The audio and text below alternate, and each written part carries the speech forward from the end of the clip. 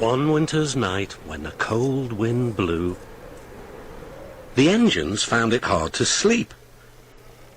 "What we need," suggested Toby, "is to listen to a story." "A mysterious story," said Percy. "But," added Duck, "it must have a happy ending." "Driver told me a story," said Thomas. So everyone listened.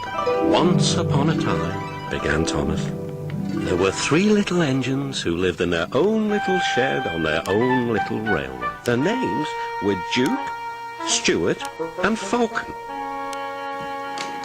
Duke was the oldest and named after his Grace the Duke of Sodor. He was proud of this and loved to keep the little engines in order.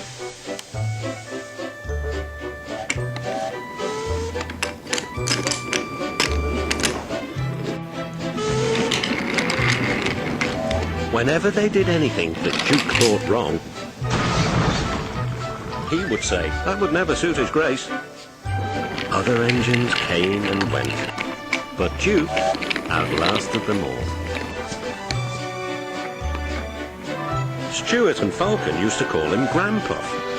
They were fond of him, but they got very tired of hearing all about his grace.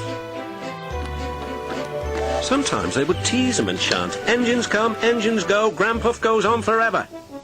"You impertinent scallywags," Duke would say. "Whatever are you engines coming to?" "Never mind, Granpuff, we're only young once." "Well, you'd better mind, unless you want to end up like Smudger." "Oh, Granpuff, whatever happened?" "Smudger," said Duke, "was a show-off. He rode roughly and often came off the rails.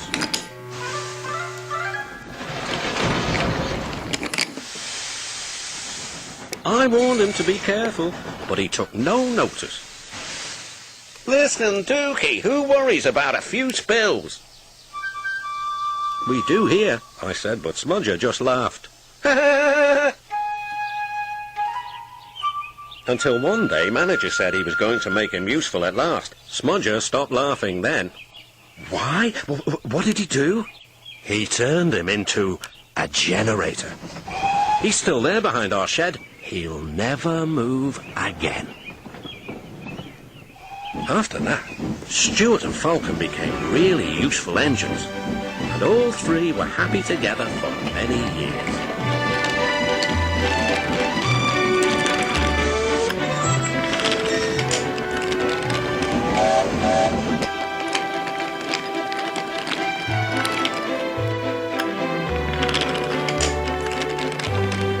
Then, hard times came. The mines in the hills closed. And the railway was closed too. People came to buy the engines. "We'll take Stuart and Falcon." No one wanted Duke. They thought him too old. "Cheer up, Granpuff," called Stuart. "We'll find you a nice railway, and then you can come and keep us in order."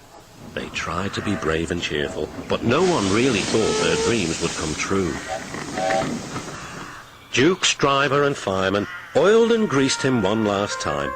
They sheeted him snugly and said goodbye.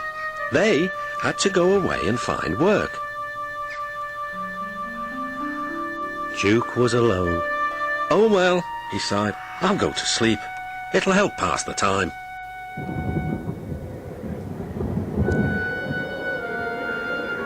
Winter torrents washed soils from the hills.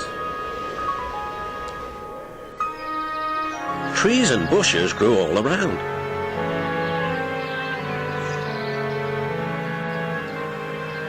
You wouldn't have known a shed was there, let alone a little engine asleep inside. "That's not a happy ending," exclaimed Percy. "Ah," murmured Thomas sleepily, "there will be. But that'll have to wait until next time."